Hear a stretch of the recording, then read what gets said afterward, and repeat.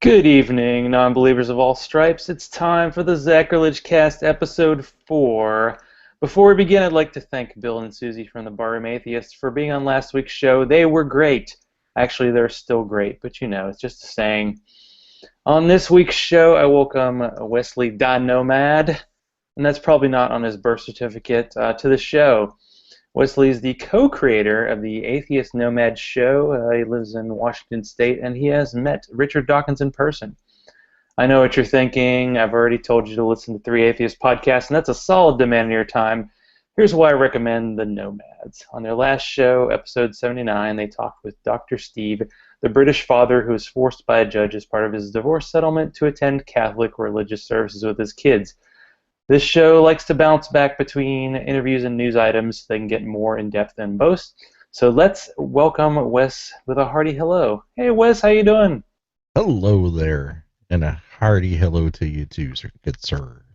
Well, That's about as thanks. good as Irish, a fake Irish accent I can do. Anyways, how you doing? You got the good deep radio voice going. I like that. Oh yeah, how you doing? Mm. Yeah. My girlfriend loves it. What can I say?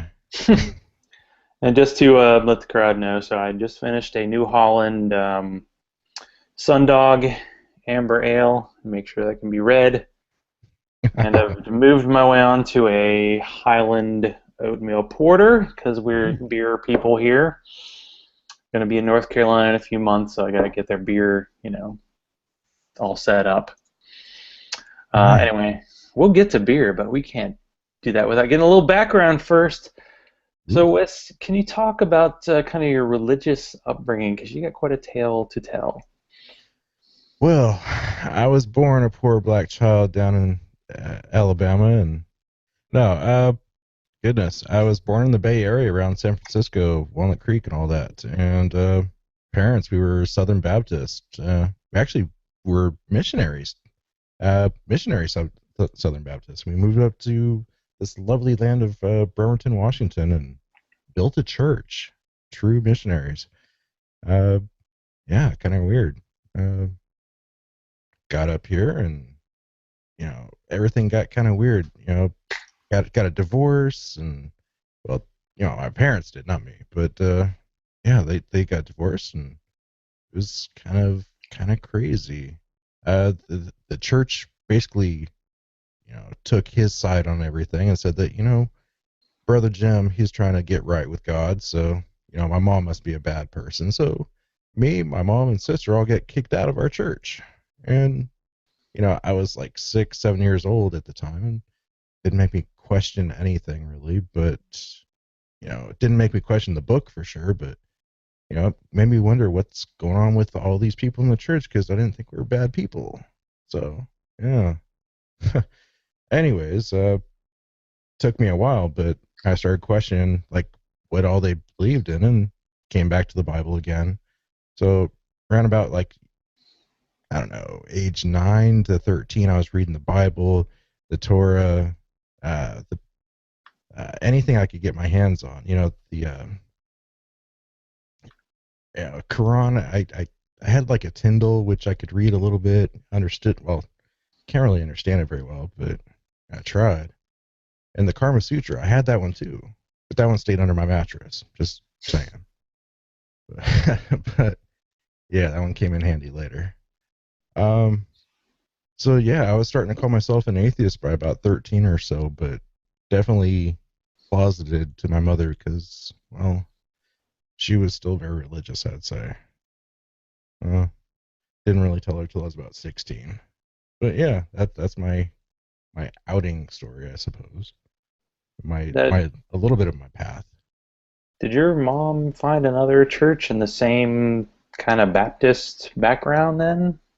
Uh, we would go to other local churches every once in a while, but no, we basically never went to church again on a regular basis, other than the whole Easter Christmas thing. That didn't really stop her from like using the Bible as rules to to lay down and put the smack down. Okay, well, I don't have any wasn't raised in religion, so it's always interesting to hear the story of people who came out of it. Oh, So what is it? yeah. Is it kind of a non-denominational then, the Southern Missionary Baptist as you described, kind of your No, they're. I starting? mean, we're kind of cousin brother to like the churches that have, the members grabbing snakes and weird stuff like that. I know I have some relatives that do that, uh, but yeah, we kind of holy rollers, kind of evangelicals, the like the ones you think of on the news, kind of like before they were on the news. Uh, yeah, just we had like a very large church for the area, but what would you say? Basically, hmm. Yeah, I'm kind of words are failing here. Sorry. Now, do you still live? Is it the same area where you live now? Yeah, I'm still in sunny, not so sunny Bremerton, Washington. It's a ferry boat ride from Seattle. So Okay, yeah, so you're close beautiful to area. close to the city. Yeah, we were there 2013. Yeah. The trip converted my wife to becoming a Seahawks fan, so she was yeah, suffering along with you on Sunday. Oh boy, that was a great game. Yeah, Pats. Yeah, they pretty much deserve that. But it would have been But so lovely if they'd lost another one. oh goodness, yeah. That Yeah, the Seahawks they deserve it. They deserve some time in the sun, but they got a really young team, so hopefully they'll come back for many years to come with everybody they have. Yeah, that's when you get to the big game and you kind of think, oh crap, our team's getting old and a bunch of our guys are free agents, then you feel bad. But in your case, I think you're going to be just fine. And plus, you don't have that. You have a quality beer selection in the area too. Oh goodness, you have no idea. Yeah, Paulsville, Washington is kind of my mecca. There's Sound Brewery, there's Slippery Pig. So between those, you got amazing Belgians, or what I kind of like call farm beers, farm IPAs. Slippery has got like rhubarb IPAs that have been soaked in bourbon barrels, sage sometime, cucumber, pickle, just these weird, amazing, strong, like 8 to 12% range, usually, all of them. Oh, so tasty though. Yeah, that was my highlight of the trip because we did Portland and Seattle, and we're in Portland every day. We went out to lunch to a different brewery. I think the Deschutes was the one I liked the best. They had a like their 25th anniversary beer, and I had one of those while I was out there, and I kind of wish I'd grabbed a few for the ride. Uh, they don't look so kindly though on taking it on your carry-on.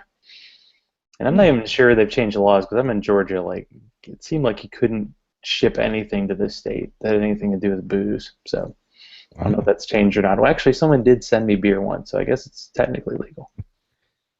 Well, maybe not your carry on, but you should be able to like bubble wrap it and put in your regular luggage. Yeah. Well, Yeah. let's consider that for future trips. It's a lovely, lovely, lovely area. Especially we got there in like July, so it was you had to actually wear like a jacket in the morning and none of that rain everybody talks about. So that was lovely. That was a good thing. Yeah, we basically tell everybody that doesn't live here that it rains all the time, so they don't like want to move here. Yeah. Bad PR. It's good. Yeah. It all works out. So, do you have any issues with your family today regarding the not so religious? Oh goodness. Hmm. Father, don't talk with. Sister, she's a bad person. Mother, she died in 2007. Uh, yeah, I have issues with, feeling bad about not feeling bad about her dying. Uh, yeah, man, she was not a nice person. So yeah, and she always used religion as the stick to beat me down with in many various ways. Hard to see why you'd go against that. Well, I didn't grow up hating God or anything. I just didn't think there was anything to it. But I saw her use it as one hell of a stick. So Yeah. I'm not one of those angry atheists. I'm just one of those meh. But to stuff she used to do, yeah. Boy. Yeah. Could write a volume on the way she could torture a kid. Oh well. Now Nothing we're all to. dark here. I know. Should have stayed on beer, man. Way to take a left turn there. But stuff happens, and I think I don't know. One of the things I kind of like about being in this quasi community, because it still is kind of an online thing mainly for me, is just the Mhm. you got this kind of support group in a way. I think everybody kind of goes, "Oh yeah, I've been there," no matter what situation you're in. Someone who grew up in a religious family, or someone who's just like, never really stuck with me. Still confuses me to this day. But so let's talk Yeah. about this show, the very big show, Atheist Nomads. So how did you and Dustin get to meet each other, and how did that lead to Atheist Nomads? Oh boy. So there used to be this old podcast called Chariots of Iron, not to be confused with Iron Chariots. Um, Chariots of Iron was an amazing show out of Portland. Dustin was actually a guest on that a couple times, filled in for one of the hosts a couple times, and I really liked the dynamic that they had. Uh, so started chatting with him, saw him at a local conference up here, and I was his one fan that ever wanted to have a picture taken with him. Like, hey, Dustin, I know you. Like, yeah, come up here for a quick little selfie click, and there you go. But Dustin also had a blog going on the side, and I started writing.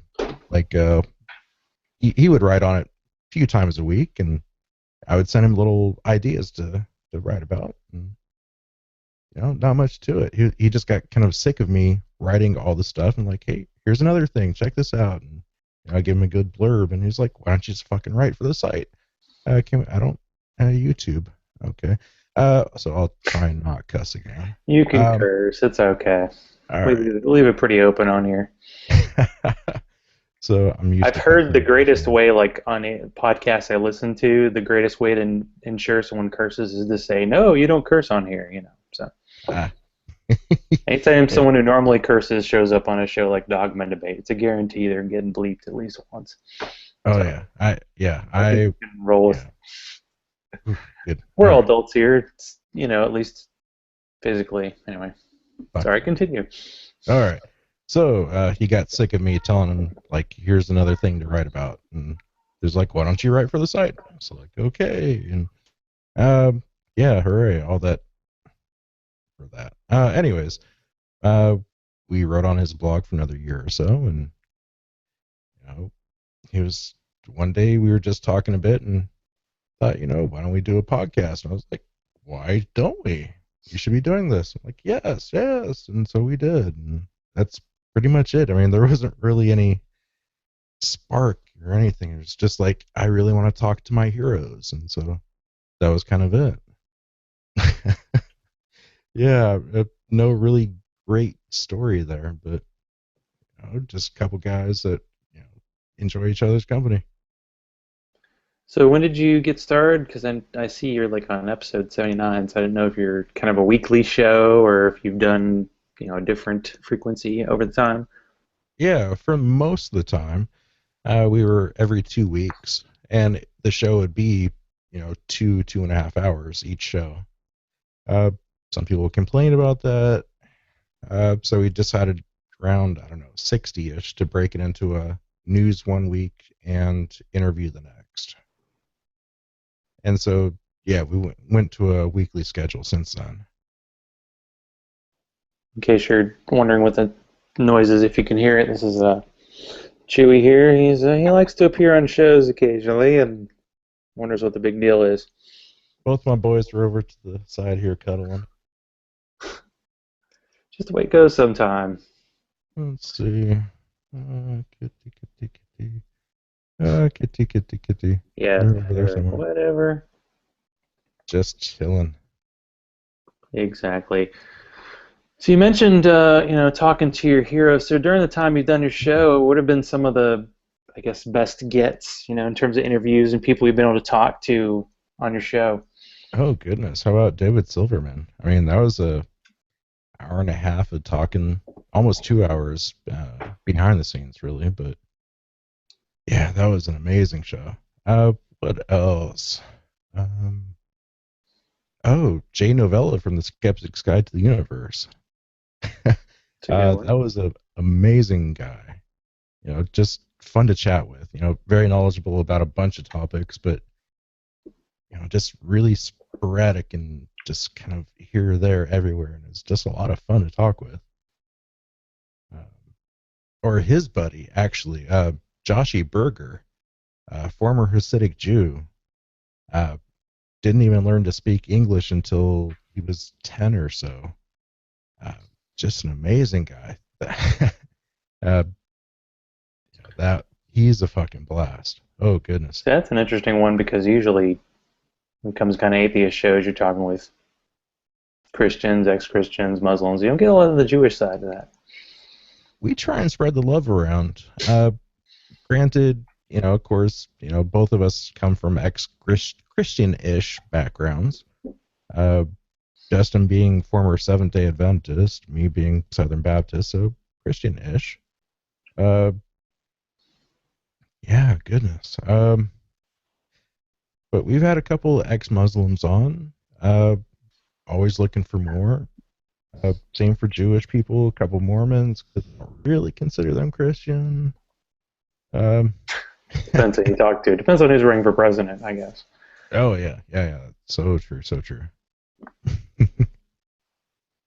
Oh, my buddy David Fitzgerald. He's an amazing author.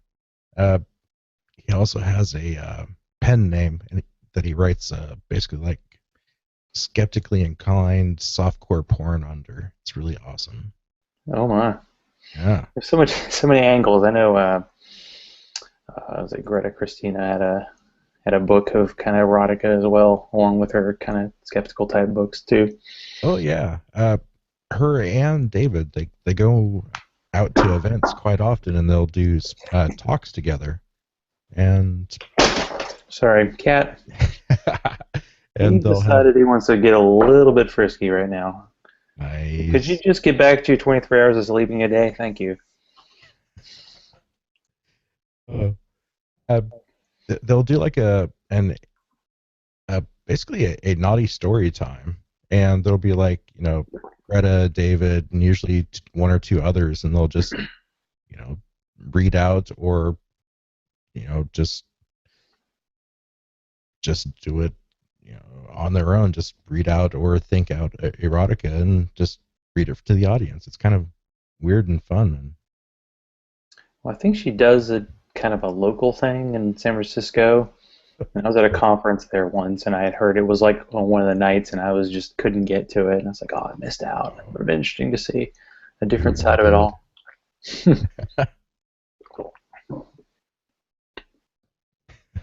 So how'd you get Dr. Steve for your latest interview? Weirdest shit ever. We got an email from him through our contact page at like early on this last Saturday morning, and we were talking with him a few hours later. Turns out he's one of our listeners, so kind of a odd coincidence. It's like, I have the story, I need to tell it. And yeah, he's been making some big waves. I hope we can help him out a little bit with this, because that is just all sorts of messed up. Well, since you're, did the interview, and just give a little more detail about kind of his background, what happened. I kind of mentioned it in the introduction, but since you got to talk to him, like what happened with this guy, and what was it like to kind of talk about it? You got this gent.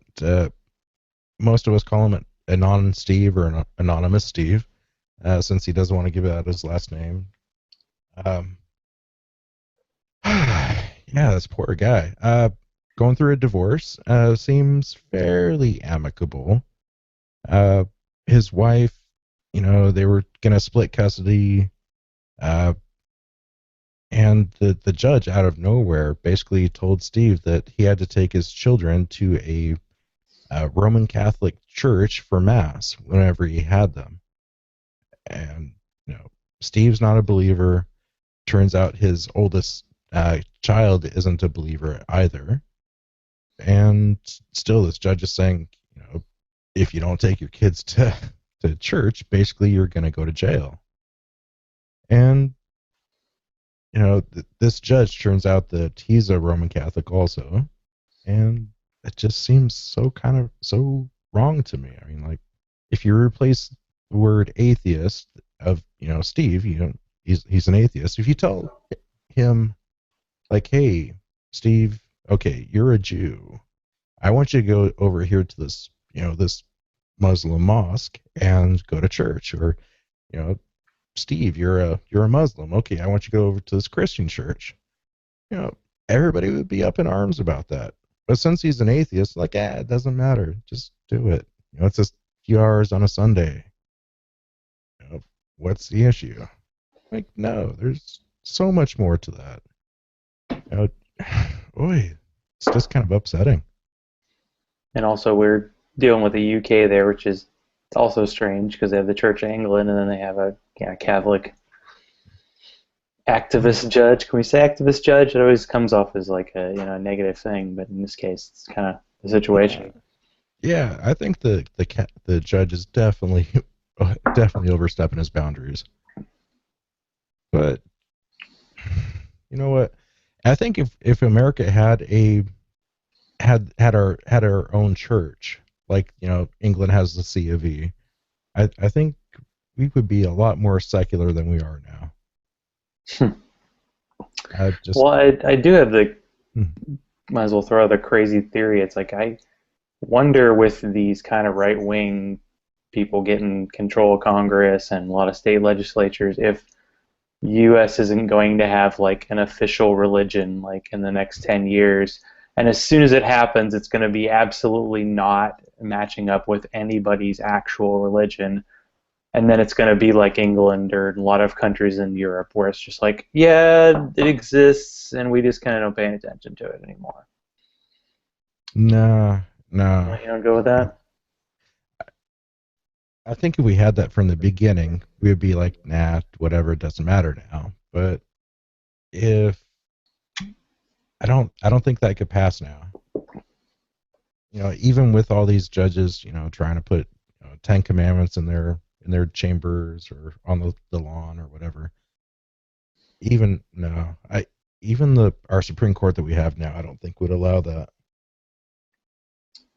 Well, it's just true that just because a lot of Christians don't seem to agree with each other. I think it was on a Dogma Debate episode where it was Seitan, Bruggencate, and what was it? Was it one of the Hovens? I can't remember. It was like two presuppositional apologists, and they couldn't even agree on their version of Christianity, and they were supposedly on the same side. So yeah, it'd be hard to come together as one group to say this is it. It'd have to be very vague. It'd be like a fast food restaurant version of a religion, maybe. You know, this is definitely before my time a little bit, but I've always thought that religious people really got together, really tied together under, like, around the time that Reagan was in his presidency and getting elected. That before that you had Christians of so many stripes. You had Catholics, you had Baptists, you had Mormons, you had all these people, and they're all separate groups. But, you know, right around the time that Reagan, like late 70s, early 80s, they just became Christian. And ever since then, they've been a major block, a major hurdle to get over. You know, we really need to go back to that whole divide and conquer thing. Like, hey, you over there, you don't like abortion. Over here, you don't like this, you don't like that. You know, all you groups, go back and start fighting again. Well, yeah, didn't the kind of the old right wing Christian conservative kind of come out after Roe v. Wade? I mean, kind of started up in the 70s and definitely hit its stride with Reagan talking about God all the time and people not thinking that's crazy.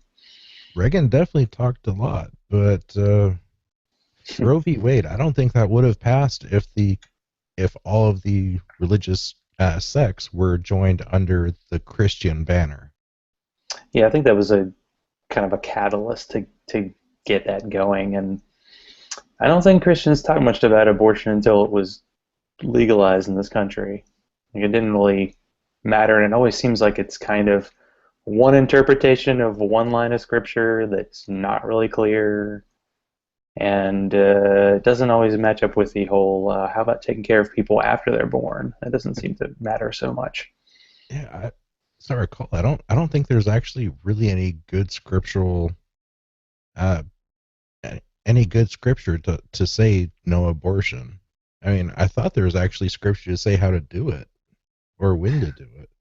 Well, Um, yeah, I swear it was like an older church follower, and it was almost like they agreed. It's like once the child is developed to a certain point, then it's actually a human being, and then that's a problem. But before then, I don't know. It's yeah, just one of those issues where people don't seem to look into any kind of nuance or anything.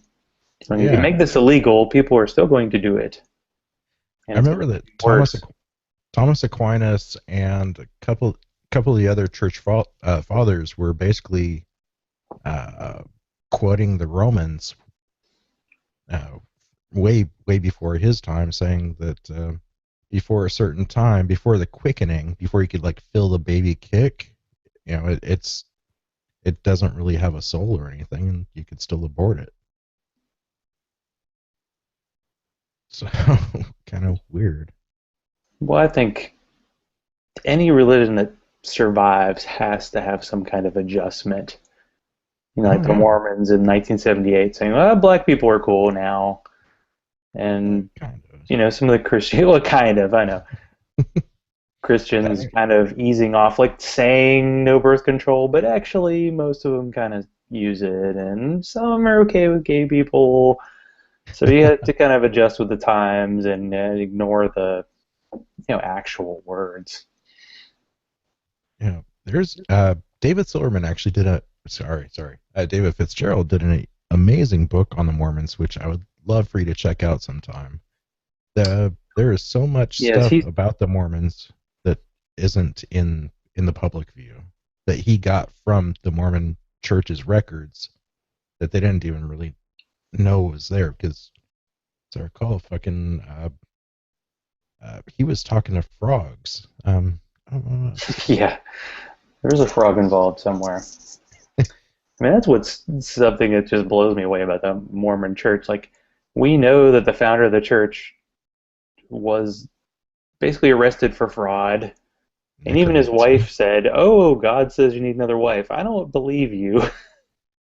Yet somehow there are millions of them, and they're like the largest landholder in 2 states, and it's kind of amazing how big it is. Yeah, And they yeah. say the guy in charge can talk directly to God. Okay, how about we have a little conversation here? How about a podcast would be great? Um, God's podcast. That church is so in grouped. I mean, it's crazy that they actually have a bunch of elders that basically they've been controlling the church for a very long time. It's passed down through the family. All these elders. So you see Young and Smith and a couple other names. They just keep on getting you know passed down through the generations of being in control of all these people and all this money. It's kind of scary. It's one way to. I don't know. It seems like a lot of the churches they have like two main purposes: for guys to figure out how way to have sex with more women, and to control people in an easier way. Well, God told me that you need to do this. Just, well, I think you shouldn't do this. Doesn't have the same weight. It seems. So any group that is that happy that much of the time just freaks me out. Yeah. Now, is there a good Mormon population around you? Because Utah is not too far away. Well, um, up until a couple weeks ago, when he retired, uh, my boss is actually the Mormon bishop for one of the churches around here. and his direct underling, it was working in my office also. A bunch of government offices here in Bremerton, Washington. We have what's called the Mormon Mafia. They actually kind of do a lot of hiring, in-group hiring in the shipyard. So it's kind of interesting. Uh, you get a bunch of, hey, elder, how you doing, kind of things. So yeah, there's quite the Mormon population from what I've seen in the shipyard.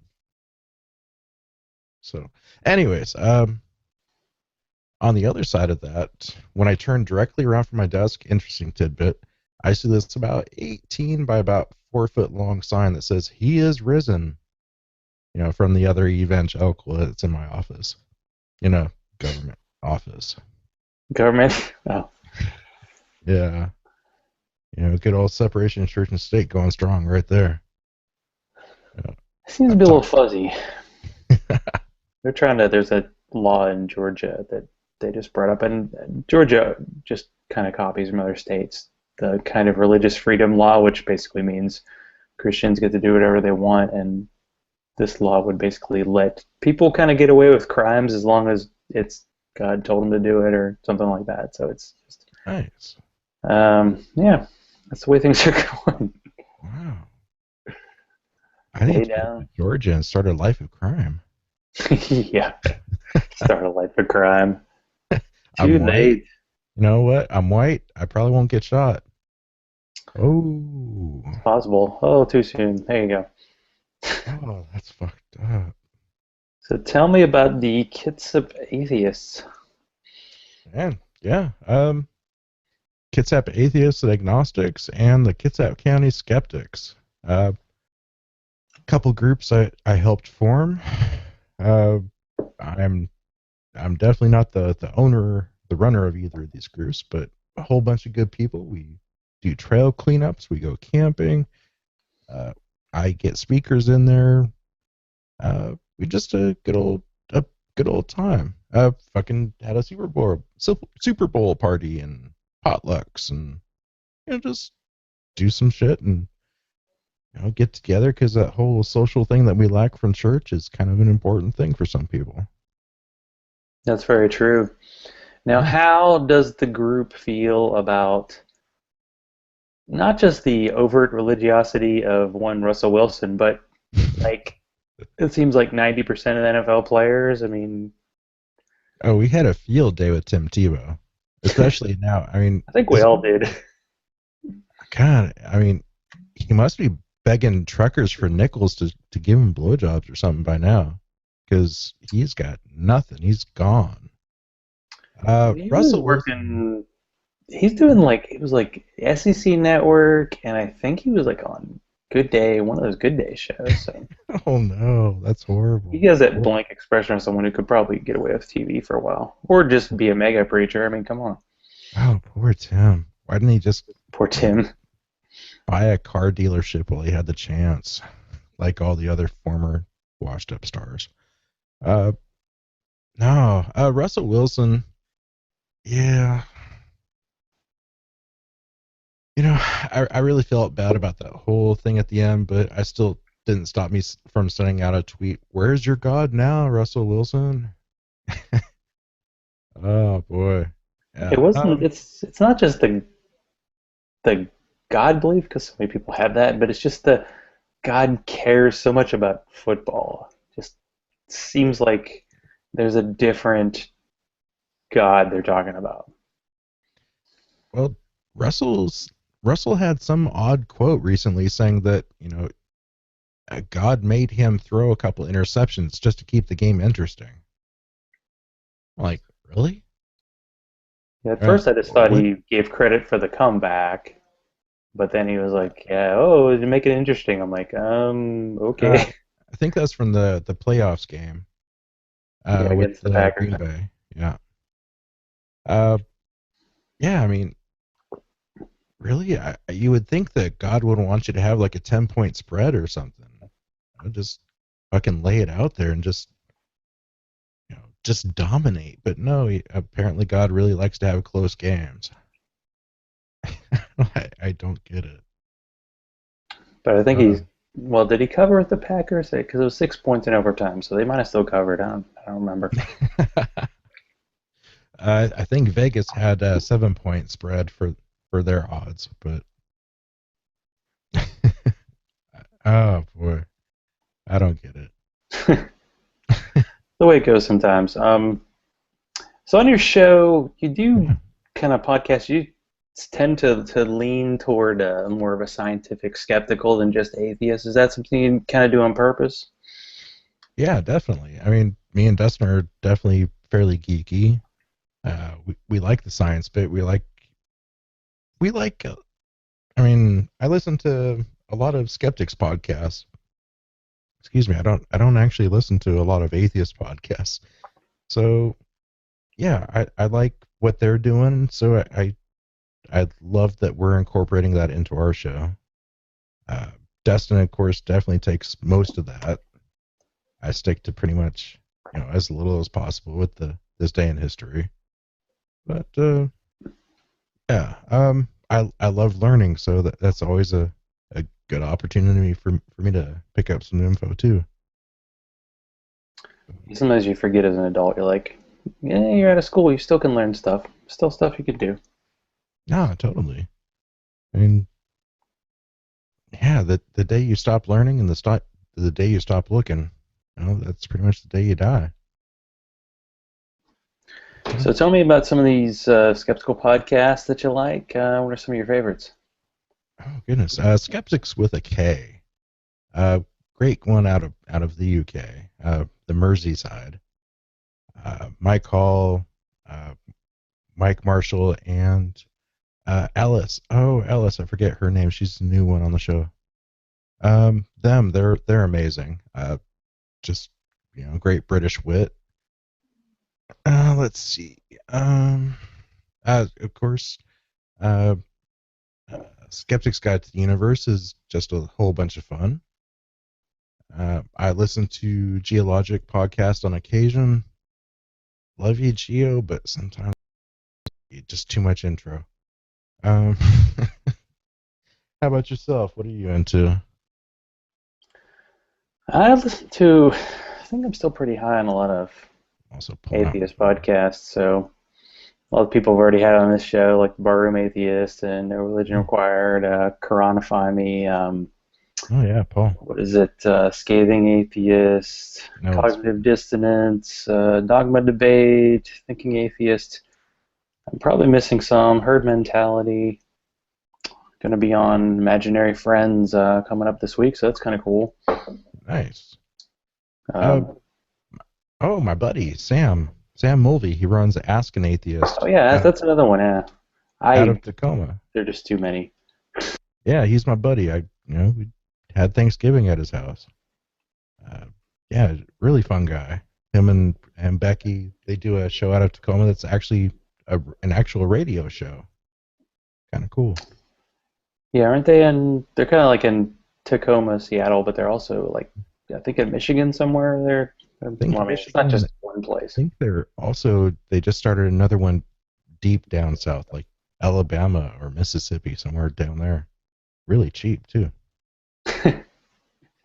It's much needed. Yeah, yeah. Um, let's see. Oh, the Skeptic Zone. Of course, Richard Saunders. He's a really cool guy. Um, what else? Be Reasonable. That's another Merseyside show. Chronophony, like you're saying, Herd Mentality, Imaginary Friend Show. Uh, the Conspiracy Skeptic. Oh yes.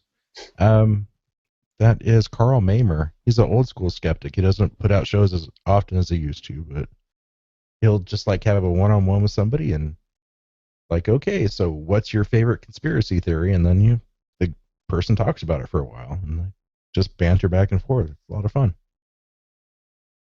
It's all about the banter when it comes down to it. Yeah. So, Wes, I didn't want to hold you up too long. So, is there Oh, anything you wanted to ask me before we call it a night? hmm. Where'd you get that amazing Giants hat?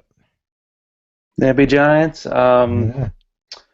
My wife works with It's called Girls Rock Camp. It's a local, basically, they raise money so girls can go to a camp in the summer and they learn how to play instruments, and it ends up with a big concert where they all perform, and they get some local singer-songwriters, and they had like a silent auction, and it included the Ambi Giants hat, the Ambi Giants, I think it was an autographed album of their last album, and the CD. So I was like, well, it's for a good cause, and I've been a fan of them since college.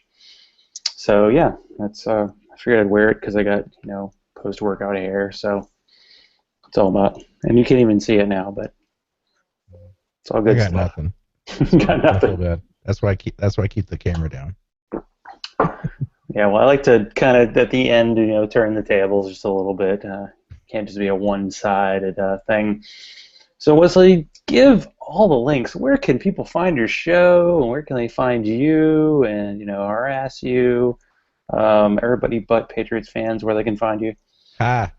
All right. So let's see. Go to atheistnomads.com for the podcast. We're also on iTunes and Stitcher. Of course, Atheist Nomads. Go to Facebook, fb.com/Atheist Nomads. Lots of imagination there. Also on Twitter @Atheist Nomads, or I don't even know what my Twitter handle is. Haha. Wesley D Nomad. And my name is Wesley Benetti. I'm not hiding anything. Let it all hang out. Easier for the show. And So, your co-host Dustin, will be getting him on the show too. Awesome. So if you guys basically, we're going to be Facebook, skeptics to make sure if your stories actually hold new water. See, that's what we're doing this. Yeah. Nice. Yeah. Totally understand. I'm the liar between the two of us. So yeah, he can call me out on shit later. It's all good. That's good. Well, as you see, I am at Zachrilege on Twitter. You can search Zachrilege Cast on Facebook. That's basically where I'll post the link to the show. Show will be on YouTube. It's probably we're watching it now. So, hey, go look for the show. We already are. Yay, Seahawks. I'm so glad the Titans kind of root for the Titans. They don't play them for like 3 more years. Yay. That's good. Anyway, so thank you very much for being on the show. It was good to finally kind of meet you and talk to you in person, and we'll definitely be exchanging some hot beer talk in the future for sure. So thank you, Wesley, for being on, and everybody, what is it? Stay skeptical, or just think for yourself, and all that good stuff, and have fun now. So good night, everybody. Bye.